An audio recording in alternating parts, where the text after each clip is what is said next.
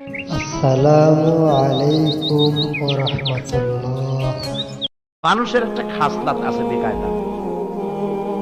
সেই বেকায়দা হলো তার ভালো পথে ডাকলে সে উল্টা বোঝে।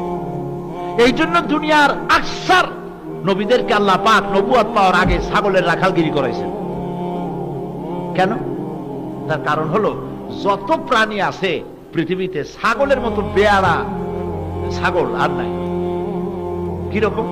পরে দেখবেন ও রোদ্রের মধ্যে ছিল, ওরে রোদ থেকে আপনি ছায়া আনতে চান, বৃষ্টিতে ভিজতেছে, ওরে আপনি যেখানে বৃষ্টি পড়ে না সেই জায়গায় আনতে চান, গলা ধরে টানবেন, দড়ি দিয়ে টানবেন, কান ধরে টানবেন, দুইটা ঠ্যাং সামনে এই রকমের বাধা বেশে ওর বাপের কিরা কল্লা সেলবে তো সামনে যাবে না। ওরে আপনি নিরাপদে আনতে চান, সে দৌড়াবে এদিকে, ওদিকে যাবেন সে যাবে সেই দিক, আপনি যাবেন সামনে সে যাবে পিছনে। এই জন্য ছাগল পালা খুব ধৈর্যের দরকার। নবীদেরকে নবুয়ত পাওয়ার আগে ছাগলের রাখালগিরি আল্লাহ করাইছেন, কারণ এরপরে তোমাদেরকে রাখাল হতে হবে এমন একটা জাতের যারা এই ছাগলের চাইতে বেকায়দা। তারা কারা?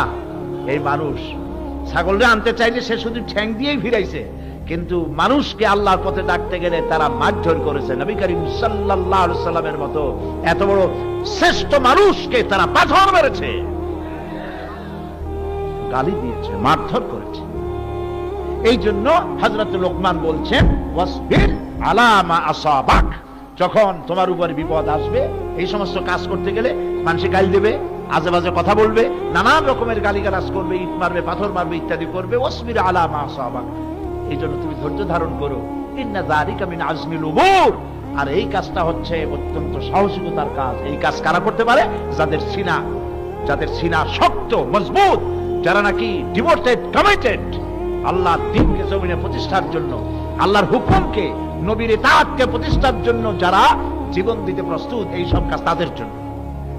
এসব কাজ কাপুরুষদের জন্য না। মিষ্টি, হালুয়া, রুটি, হাদিয়া, তোহফার পাগল যারা, এই সব কাজ তারা করতে পারে না, এই সব কথাও তারা বলতে পারে না। এই জন্য শাইখুল হাদিসের মতো লোকের দরকার।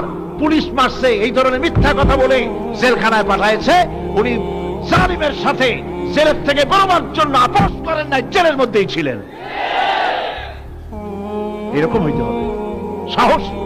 আমি যা বলেছি কোরআন হাদিস জেনে বুঝে যা বলেছি, হক বলেছি। সুতরাং আমি আমার স্থান থেকে, আমার বক্তব্য থেকে আমি সরে যাব না। আমার জীবন যেতে পারে, আমি আদর্শচ্যুত হব না। ইন্না যালিকা মিন আজমিল উমুর, এটাই হচ্ছে সেই বক্তব্য আল্লাহ পাক শিখাই দিলেন।